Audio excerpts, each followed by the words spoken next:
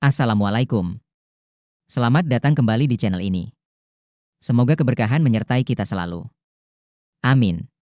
Saat ini, kita berada di persimpangan penting dalam sejarah perencanaan transportasi. Judul kita hari ini adalah bagaimana kita memanfaatkan kecerdasan buatan untuk mencapai efisiensi dan inovasi yang belum pernah ada sebelumnya. Ini bukan hanya tentang teknologi baru, tetapi tentang mentransformasi pekerjaan kita menuju mobilitas yang cerdas dan berkelanjutan. Kita harus melihat AI sebagai katalisator utama untuk mencapai sistem transportasi yang lebih responsif dan adaptif. Tujuan kita jelas, membangun masa depan di mana setiap perjalanan lebih aman, lebih cepat, dan lebih ramah lingkungan. Tapi sebelum kita bicara solusi, mari kita pahami dulu tantangan besar yang kita hadapi saat ini. Kita semua tahu bahwa perencanaan transportasi modern menghadapi tantangan yang semakin kompleks. Pertama, kita dibanjiri data. Pertumbuhan populasi dan kebutuhan mobilitas yang beragam menghasilkan volume data yang masif, jauh melampaui kemampuan analisis manual kita. Kedua, kita masih bergulat dengan masalah klasik seperti kemacetan parah dan insiden tak terduga yang menguras sumber daya. Dan yang paling krusial, keterbatasan metode manual kita. Mengelola data sebesar ini secara manual tidak hanya tidak efisien, tetapi juga sangat rentan terhadap kesalahan.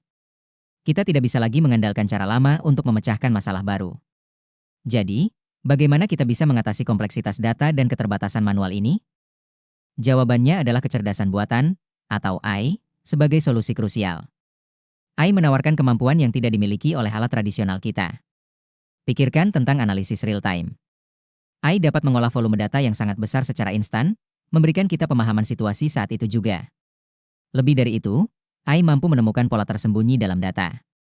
Ini adalah tren yang tidak akan pernah kita lihat melalui analisis konvensional, memberikan kita wawasan yang mendalam. Intinya, AI memungkinkan kita beralih dari paradigma reaktif ke paradigma proaktif. Kita tidak lagi hanya merespons masalah, tetapi kita mengantisipasi dan mencegahnya. Sekarang, mari kita lihat bagaimana kemampuan ini diterjemahkan menjadi manfaat nyata, dimulai dari efisiensi operasional. Manfaat pertama yang paling terasa adalah peningkatan efisiensi operasional dan penghematan biaya yang signifikan. AI memungkinkan kita menerapkan sistem lalu lintas dinamis.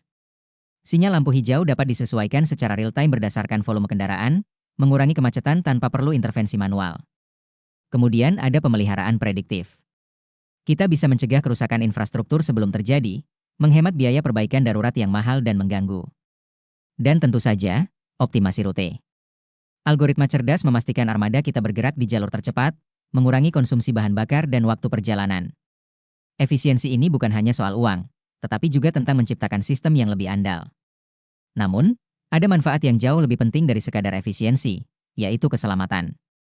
Fokus kita selanjutnya adalah keselamatan dan pengurangan risiko, aspek yang tidak bisa ditawar. AI memungkinkan deteksi insiden cepat. Sistem dapat mengidentifikasi kecelakaan atau gangguan secara otomatis, memastikan respons darurat yang instan dan tepat sasaran. Ini menyelamatkan nyawa. Selain itu, kita bisa melakukan analisis perilaku berisiko. Dengan memantau pola mengemudi berbahaya, kita dapat melakukan intervensi proaktif sebelum terjadi insiden fatal. Dan yang paling kuat, AI membantu kita memprediksi titik rawan. Kita bisa memetakan area berisiko tinggi berdasarkan data historis dan kondisi lingkungan, memungkinkan kita mengambil tindakan pencegahan sebelum kecelakaan terjadi. Setelah melihat manfaatnya, mari kita telaah bagaimana AI bekerja dalam alur kerja perencanaan transportasi. Setelah kita melihat manfaatnya, mari kita bedah bagaimana AI bekerja dalam perencanaan transportasi. Alur kerja AI dimulai dari fase 1, yaitu pengumpulan dan analisis data real-time. Ini adalah fondasi dari segalanya. Kita tidak lagi mengandalkan survei manual yang lambat dan rentan kesalahan. Sebaliknya, AI mengumpulkan data volume, kecepatan, dan klasifikasi kendaraan dengan akurasi di atas 95% secara otomatis. Data yang bersih dan masif ini kemudian mengalir ke fase 2, yaitu pemodelan dan simulasi. Di sini, kita bisa melakukan simulasi skenario what if secara virtual. Bayangkan, kita bisa menguji dampak kebijakan baru atau proyek infrastruktur besar tanpa harus mengeluarkan biaya miliaran rupiah untuk pembangunan fisik. Ini memungkinkan kita membuat keputusan yang jauh lebih presisi dan berbasis bukti. Sekarang, mari kita lihat bagaimana hasil simulasi ini diimplementasikan di lapangan. Dari simulasi, kita bergerak ke fase 3, yaitu implementasi dan manajemen operasional. Inilah saatnya AI benar-benar mengambil alih kendali operasional harian. Contohnya adalah sistem lampu lalu lintas adaptif atau ATSC. Sistem ini menyesuaikan durasi lampu hijau secara real-time berdasarkan kepadatan lalu lintas yang terdeteksi saat itu juga. Selain itu, AI juga memungkinkan pemeliharaan prediktif aset. Kita bisa memperbaiki infrastruktur sebelum rusak, bukan setelahnya. Dan terakhir, fase 4 adalah evaluasi dan pelaporan. AI mengubah visualisasi data kompleks menjadi laporan yang mudah dipahami oleh pemangku kepentingan. Ini mempercepat komunikasi dan pengambilan keputusan di tingkat strategis. Namun, perjalanan ini tentu tidak tanpa hambatan. Integrasi AI memang menjanjikan, tetapi kita harus realistis mengenai tantangan implementasinya. Tantangan pertama adalah kualitas dan etika data. Keputusan AI hanya sebaik data yang dimasukkan. Kita harus memastikan tata kelola data yang kuat untuk menghindari bias algoritma yang bisa merugikan kelompok tertentu. Kedua, kita menghadapi isu privasi dan keamanan. Data transportasi seringkali sangat sensitif, melibatkan lokasi dan perilaku individu. Perlindungan siber yang ketat dan kepatuhan regulasi privasi adalah mutlak. Dan yang ketiga, ini membutuhkan investasi infrastruktur yang signifikan. Kita bicara tentang kesiapan sensor, kamera, dan jaringan komunikasi 5G yang terintegrasi.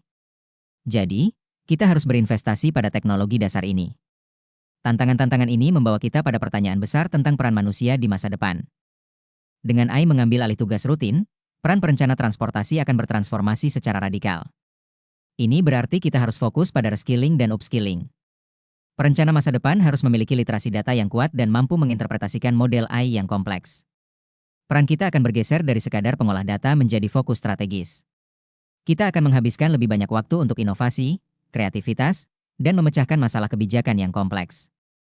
Konsep kolaborasi manusia AI atau human in the loop menjadi krusial.